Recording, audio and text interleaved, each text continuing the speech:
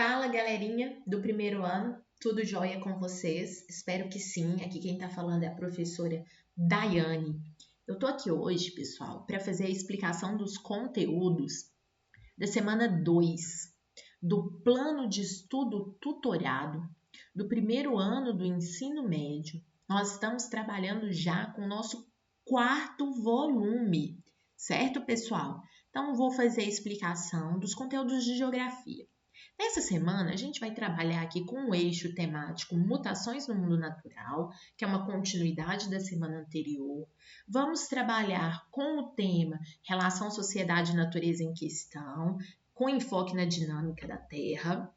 A habilidade a ser desenvolvida consiste em explicar os fenômenos relacionados à litosfera, hidrosfera e atmosfera. Nós estamos aqui estudando a atmosfera. Conteúdos relacionados, nós vamos nos dedicar ao estudo da formação, composição da atmosfera terrestre. Já adianto para vocês que o tema central da aula de hoje são os elementos e fatores do clima. Aula fundamental para alunos que têm interesse em prestar o Enem no futuro, ok? No futuro ou no presente como treineiro, não é verdade? Então acompanhem a explicação. Bora estudar? Pessoal, é muito importante que vocês prestem muita atenção nessa aula. O assunto não é difícil, mas tem vários fatores assim que podem gerar confusão. Então, prestem muita atenção, foco na aula. Vamos lá? Então, o tema, como eu disse, são elementos e fatores climáticos.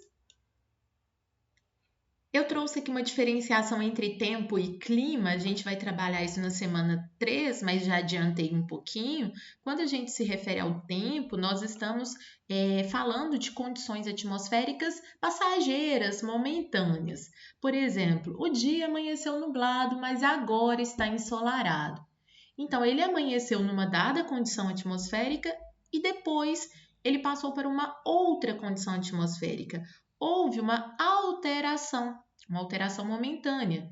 Então, essas alterações momentâneas, passageiras, se referem ao tempo meteorológico. O clima, por sua vez, é uma sucessão de estados atmosféricos, demonstrando um determinado padrão.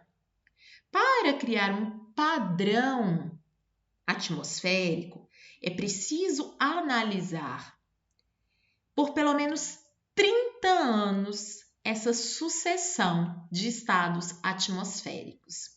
Aí sim, diante dessa análise longitudinal, ou seja, diante dessa análise temporal bem longa, aí sim o climatologista vai poder definir qual é o padrão de estado atmosférico daquela região.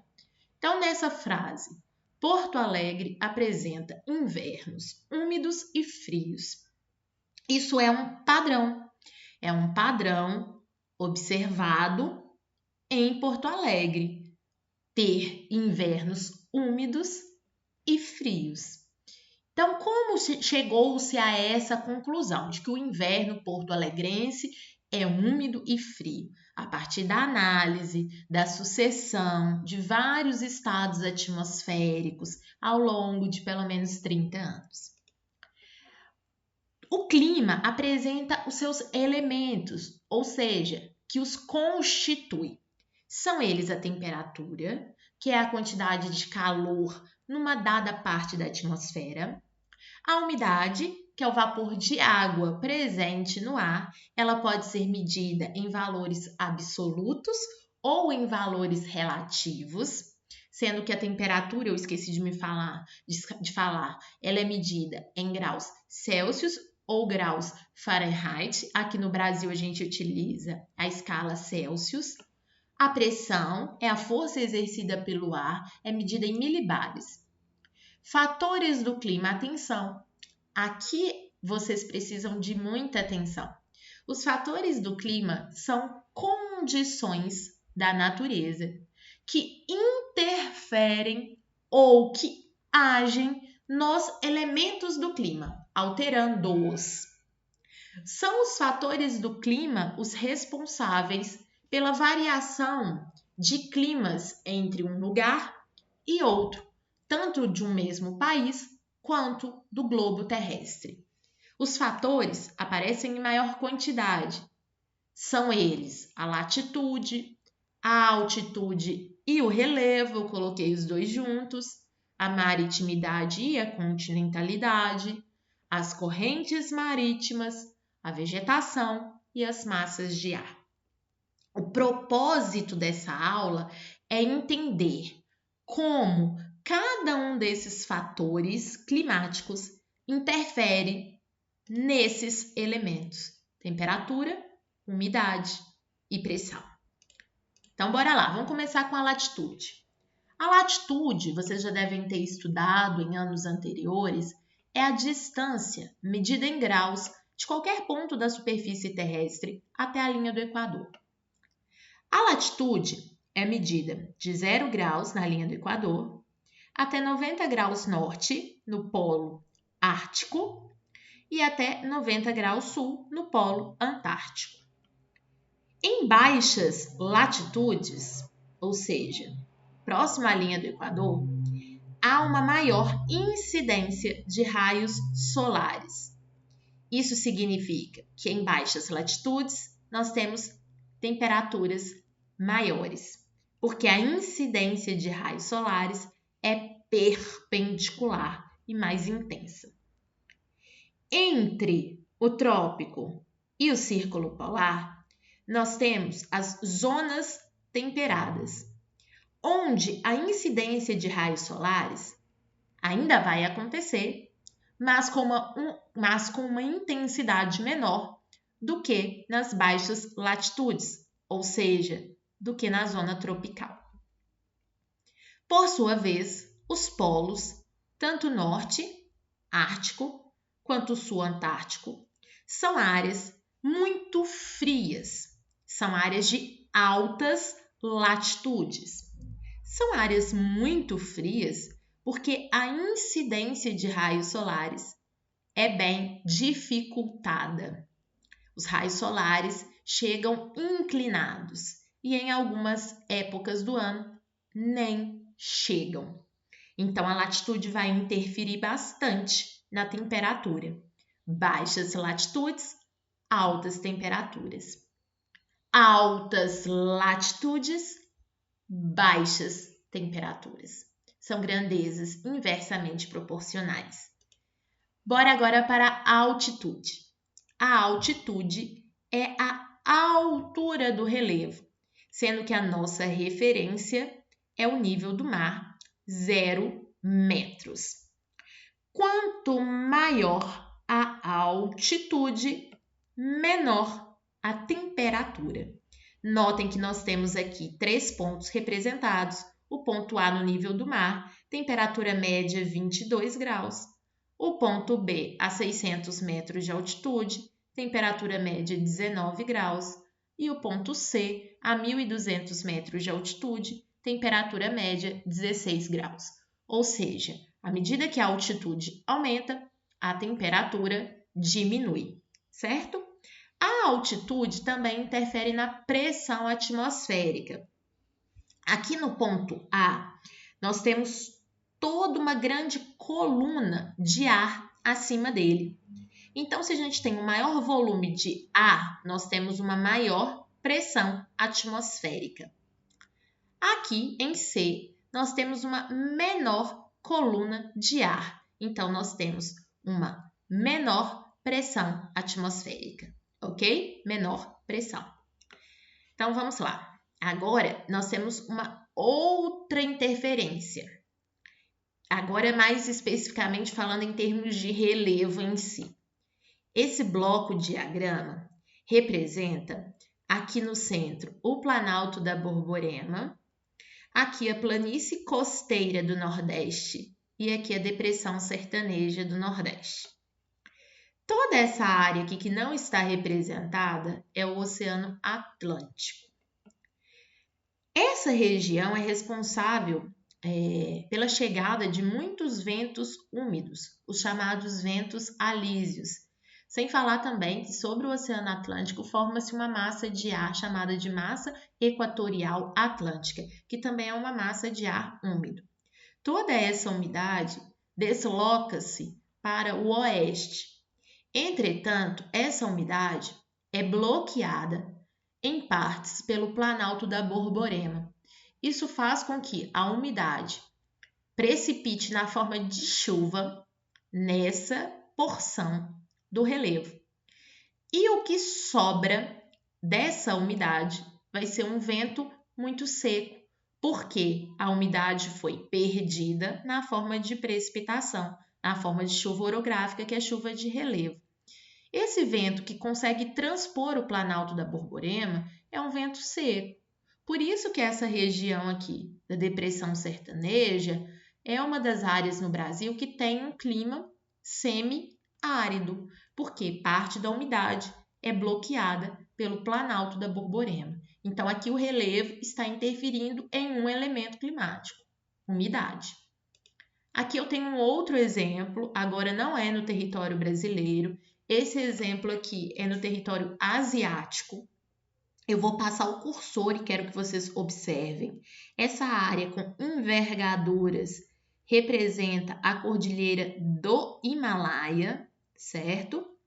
E aqui eu quero que vocês observem que ao sul dela, agora onde eu estou passando o mouse, há uma tonalidade mais verde. Há uma vegetação de maior porte aqui. Por que isso acontece? Porque a umidade proveniente do Oceano Índico vai provocar aqui nessa área ao sul do Himalaia, vai provocar chuvas de relevo, chuvas orográficas. Em contrapartida, o vento que consegue transpor a cordilheira do Himalaia vai ser seco, porque toda a umidade ou a maior parte da umidade vai se perder aqui ao sul. Então, esse vento seco que chega aqui ao norte do Himalaia vai ser responsável pela formação de um deserto. Observe a tonalidade amarelada, amarronzada que predomina aqui no deserto de Gobi, ok? Então, é uma área desértica que tem essa porção desértica muito em função do bloqueio que a cordilheira do Himalaia exerce em relação à umidade proveniente do Oceano Índico. Nós temos aqui um outro exemplo do relevo interferindo na umidade. Aqui nós temos a América do Sul representada e aqui nessa porção a oeste nós temos a Cordilheira dos Andes. Boa parte da umidade proveniente do Oceano Atlântico vai deslocar-se para o oeste. Essa umidade proveniente do Oceano Atlântico vai aumentar porque vai receber umidade proveniente da evapotranspiração da floresta amazônica. Toda essa grande umidade, toda essa carga gigantesca de umidade é chamada de rios voadores. Esses rios voadores continuam se deslocando para o oeste. Entretanto, eles não se perdem no Oceano Pacífico, porque essa umidade é bloqueada pela Cordilheira dos Andes. E ao ser bloqueada pela Cordilheira dos Andes, ela se desloca para a região centro-sul do Brasil e da América do Sul como um todo. Então, toda essa umidade proveniente do Oceano Atlântico, somada à evapotranspiração da floresta amazônica, vai se deslocar e provocar chuvas no centro-sul do Brasil. Ok? Então, aqui o relevo está interferindo diretamente na circulação atmosférica do Brasil, na umidade e na precipitação, ok? Além desses dois fatores do clima que foram falados, latitude e altitude, nós temos também a maritimidade e a continentalidade. A maritimidade é a influência que o mar exerce nos elementos e a continentalidade ocorre em lugares distantes do mar, ou seja, que não sofrem influência dele. Então, o que a gente tem que prestar atenção? Quanto mais próximo dos grandes corpos hídricos, quanto mais próximo do mar, menor será a variação da temperatura. É isso que a maritimidade faz. A maritimidade faz com que as temperaturas variem pouco, ou seja, há uma pequena amplitude térmica, pouca variação. Eu não estou falando que é frio, eu estou falando que a temperatura varia pouco. Atenção! Então, a maritimidade faz com que as temperaturas variem pouco. Isso porque a água do mar demora a aquecer e demora a perder calor, ou seja, isso tem a ver com o calor específico da água. Ao demorar a aquecer e ao demorar a perder calor, ela vai regulando as temperaturas presentes no ar atmosférico de uma maneira mais pausada. Por isso, as temperaturas variam um pouco. E o que acontece em áreas distantes do mar? Em áreas distantes, ocorrerá uma maior variação da temperatura. Essa maior variação da temperatura é fruto da continentalidade. E por que em áreas interioranas, em áreas continentais, do ponto de vista do interior do continente, as temperaturas vão variar mais? Porque a terra, a areia, absorve calor muito rápido e perde esse calor de forma também muito rápida. Então, isso faz com que a temperatura, o ar, em contato com essa areia ou em contato com essa terra, também vai perder calor muito rápido ou ganhar calor muito rápido. Então, em áreas que sofrem continentalidade, nós teremos uma grande amplitude térmica, ou seja, uma grande variação da temperatura. As correntes marítimas são outro fator do clima. As correntes marítimas são porções do oceano que estão em constante deslocamento, são volumes de água que estão em deslocamento. As correntes podem ser quentes, aqui no mapa elas estão representadas pelas setas vermelhas, ou podem ser frias, quando estão representadas pelas setas azuis. Correntes quentes, no geral, provocam maiores precipitações. Notem aqui, por exemplo, no caso do Brasil. O Brasil ele sofre influência de correntes marítimas quentes, por isso nós temos aqui registradas maiores precipitações. Isso acontece porque as correntes marítimas quentes elevam a temperatura da água e, consequentemente, aumentam a evaporação, gerando mais nuvens, mais umidade e, consequentemente, mais chuva, mais precipitação. Em contrapartida, aqui nós temos a corrente das Canárias, que é uma corrente fria e que interfere na África setentrional, aqui onde nós temos o deserto do Saara. Correntes frias diminuem a evaporação da água dos oceanos, com isso diminui a formação de nuvens e, consequentemente, diminui a precipitação. Notem que aqui é uma área de precipitação menor, ok? Então, as correntes interferem na umidade e interferem na precipitação. Correntes quentes, maior precipitação. Correntes frias, menores precipitações. A vegetação também é um fator do clima. Ela interfere na temperatura. Áreas com grande volume de vegetação vão absorver uma maior quantidade de radiação e vão controlar dessa forma a temperatura, diminuindo-a. Além disso, a vegetação também interfere na umidade. Haja vista que as plantas realizam o processo de evapotranspiração e, com isso, acumula-se umidade no ar. As massas de ar, cuidado para não confundir massas de ar com correntes marítimas. As massas de ar são grandes e densas camadas de ar que movimentam-se. E por que o ar atmosférico se movimenta? Porque existem diferenças de pressão e diferenças de temperatura no planeta. E além disso, as massas de ar também são causadas não só pela diferença de pressão e temperatura, mas também pelo próprio movimento de rotação. As massas de ar recebem nomes. Elas têm uma nomenclatura. O M, que equivale à massa de ar, O segundo nome, ou segunda letra, vai representar a temperatura, se ela é uma massa de ar, né? Quente, fria, ela vai fazer referência à área térmica onde ela foi formada.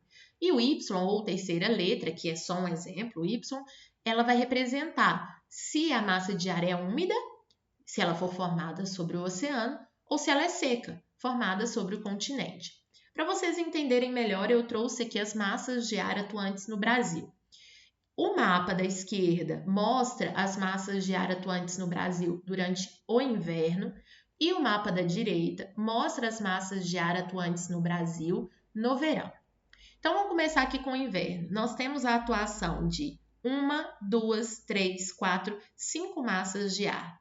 Note aqui a nomenclatura. MEC, massa, E de equatorial e C de continental.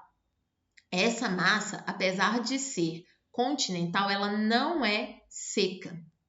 Por que ela, apesar de continental, não é seca? Porque toda essa massa aqui vai receber um grande volume de umidade devido à evapotranspiração da floresta amazônica. Então, ela é uma bela de uma exceção.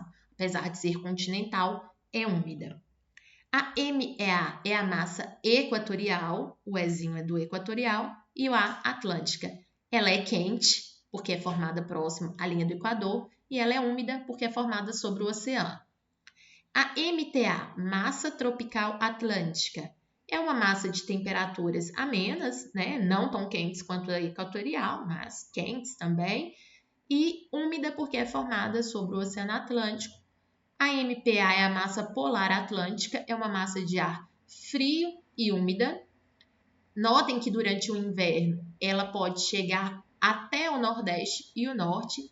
E a MTC, que é uma temperatura razoável, porque é tropical e seca, continental, é formada aqui próxima à Argentina. No verão, vocês notem que aqui a gente só tem 4 massas de ar, porque no verão nós não teremos a atuação, ou melhor, a atuação da MPA, que é a massa polar atlântica, vai ficar bem restrita. Em contrapartida, a massa equatorial continental, que é formada sobre a floresta amazônica, vai ter uma grande atuação no Brasil todo. Por isso que o verão é bastante quente no Brasil e também chuvoso em condições normais, né? Em condições em que nós não temos uma grande seca, como por exemplo em épocas de El Niño. A massa equatorial continental é responsável pela formação dos rios voadores, que eu expliquei antes quando eu falei da Cordilheira dos Andes. Então, pessoal, é uma aula bem densa, mas muito interessante. Quem tiver ficado com alguma dúvida, eu sugiro que assista de novo. Amanhã tem aula de correção aqui no canal. Um beijo para vocês. Tchau e até lá!